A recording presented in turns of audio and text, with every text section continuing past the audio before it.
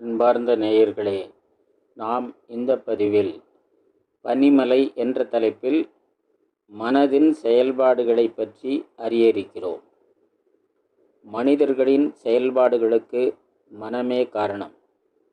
மனமே ஒருவரின் வாழ்க்கையை நிர்ணயிக்கிறது. நல்ல மனம் நல்ல வாழ்க்கைக்கும், மனநிலை கோளாறு வாழ்க்கை பிசகி போவதற்கும் வித்திடுகின்றன. எனவே மனதை நன்கு புரிந்து கொள்வது மிக மிக அவசியம். மனிதர்களின் மனம் 3 நிலைகளை கொண்டது. அவைகளை மேல்மனம், உள்மனம், ஆழ்மனம் என பெயரிடப்பட்டுள்ளன. மேல்மனம் நிகழ்காலத்தோடு சம்பந்தப்பட்டது. உள்மனத்திலும் சில விஷயங்கள் இருக்கின்றன.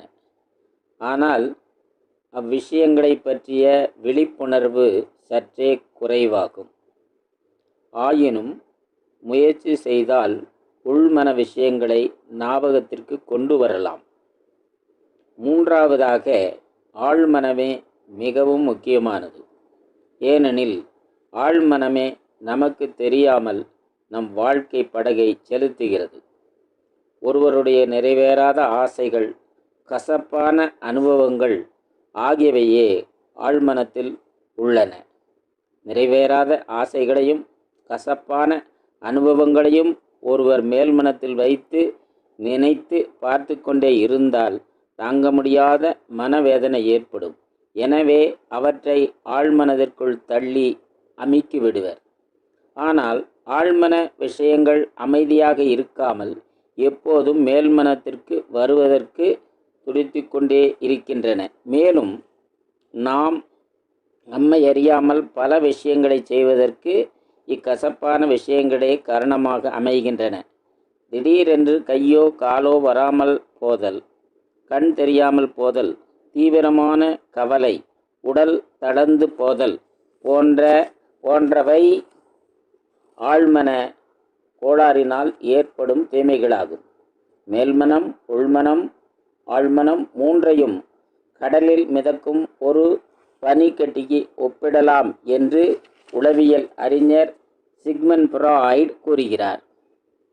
நீர்மட்டத்திற்கு மேலே தெரியும் சிறிய பகுதியே நம் மேல்மனம். அதன் கீழ் நீருக்கடியில் சற்று மங்கலாக தெரியும் பகுதியை நம் உள்மனம் என்று சொல்லலாம். அதற்கு கீழே நம் கற்பனைக்கு எட்டாத வகையில் மாபெரும் பகுதி உள்ளது. அதுவே நம் ஆழ்மனம். நம் மனதை பனிக்கட்டியாக நினைத்து கொண்டிருக்கிறோம். உண்மையில் நம் மனம் பனிமலைக்கு ஒப்பானது.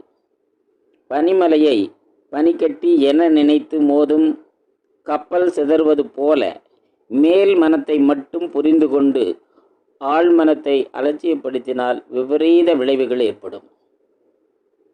ஒருவர் தன் ஆழ்மனத்தை புரிந்து கொள்ள கனவுகள் பெரிதும் உதவுகின்றன.